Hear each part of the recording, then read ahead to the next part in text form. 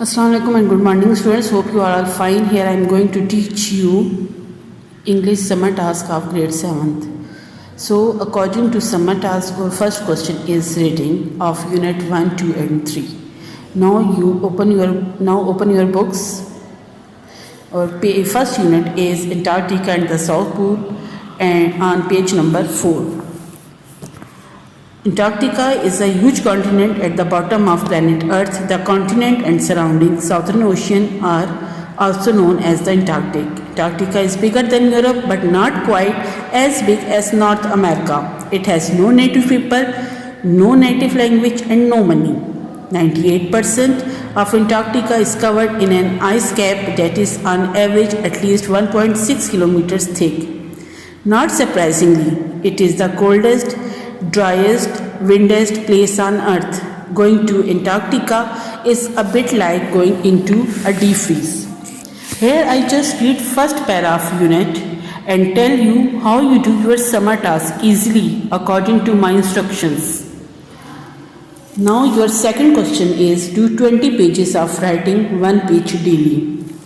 आपने डेली जो है 1 पेज हैंड राइटिंग का करना है. The purpose of hand writing pages is to improve your writing skills. Now question number 3 is make 10 sentences from each unit 2 times. How? For example, continent. Our first word is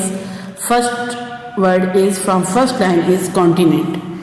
Now you make 2 sentences of the word continent like there are 7 continents in the world or Pakistan is situated in the continent of Asia. Okay, same like this you can make 10 sentences from each unit. Now question number 4 is find any 10 meanings from each unit by using dictionary. Her unit में से 10 words लेनी है और उनके meanings हमने use करनी है. Reference दिया गया है यहाँ पे डिक्शनरी का. आप लोग डिक्शनरी भी यूज़ कर सकते हैं. इंटरनेट भी आपके पास अवेलेबल है. और थर्ड जो है आप अपने एल्डर्स या पेरेंट्स की हेल्प भी ले सकते हैं. तो हमारे पास फर्स्ट क्वेश्चन इसका फर्स्ट वर्ड आ रहा है प्लैनेट. प्लैनेट लाइक इसका मीनिंग हम लिख सकते हैं rocky bodies orbiting around the sun. Okay, इसी तरीके से आपने हर चैप्टर में से 10 वर्ड्स सेलेक्ट करनी है डिफ़िकल्ट वर्ड्स और उनके मीनिंग्स आप लोगों ने प्रॉपर तरीके से लिखनी है. सेम रूल्स को फॉलो करते हुए आप लोगों ने 10 या जितने भी आप लिख सकती हैं आपने डिक्टेशन वर्ड्स और सेंटेंसेस हर यूनिट्स में से लिखनी है और याद भी करनी है. अगर आपको फर्स्ट आप लाइन देखें फर्स्ट पैरा की Antarctica is a huge continent at the bottom of planet earth. एक तो ये पूरा सेंटेंस आ गया.